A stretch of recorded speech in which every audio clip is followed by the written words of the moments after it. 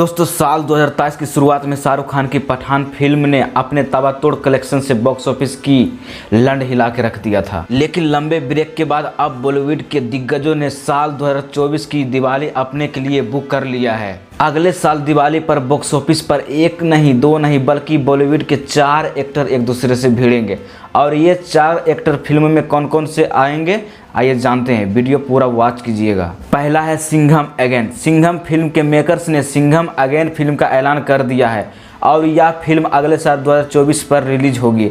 और ये मूवी में अजय देवगन के साथ साथ दीपिका पादुकोण भी नजर आएंगे और इसके डायरेक्टर रोहित शेट्टी हैं। दूसरी मूवी प्रेम की शादी।